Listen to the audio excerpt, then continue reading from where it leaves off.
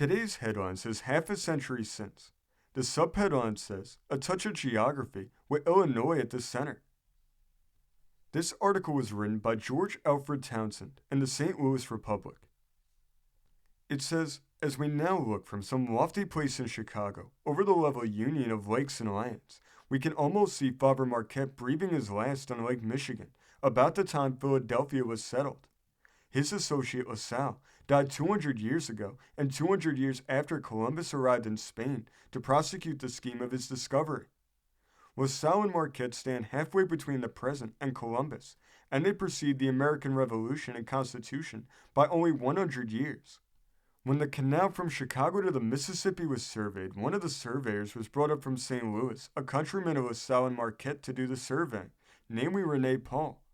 The Illinois Central Railroad, which made Chicago in the state, was a portion, so to speak, of the compromise measures which were to remand fugitive slaves to the South.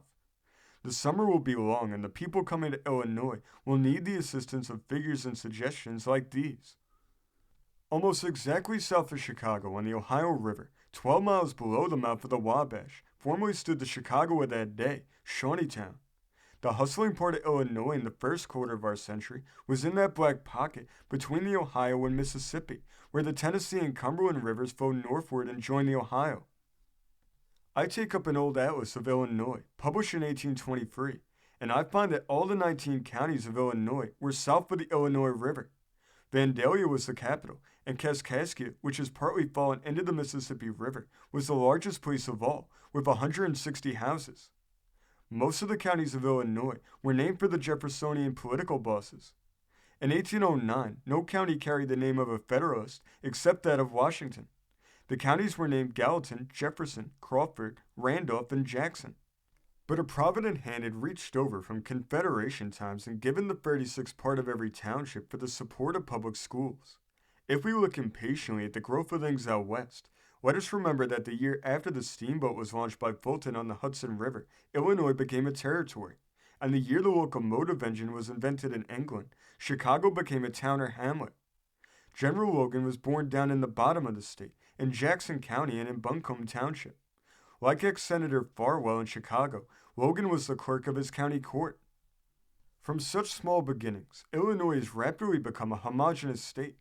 By the census of 1880, 2,500,000 of its people were Native Americans, and of these, 720,000 were born in Illinois, 120,000 were born in New York State, 137,000 in Ohio, 90,000 in Pennsylvania, and 91,000 in Indiana.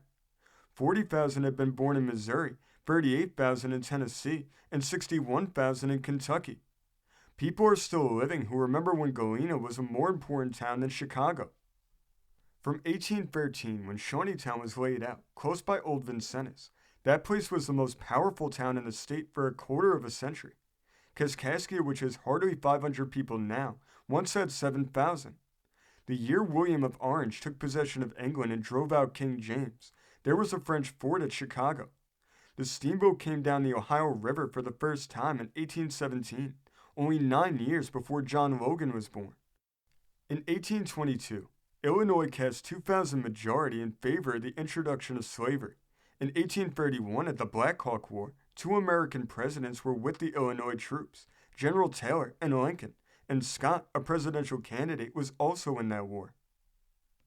This story came from the great state of Pennsylvania, being reported in the Philadelphia Times of July 16, 1893. Thank you for joining us today. If you want to continue to uncover all of America's lost and forgotten history, then remember before you leave to hit the subscribe button, hit the notification bell, and remember to like and comment below. And we will see you next time on Americana Archives.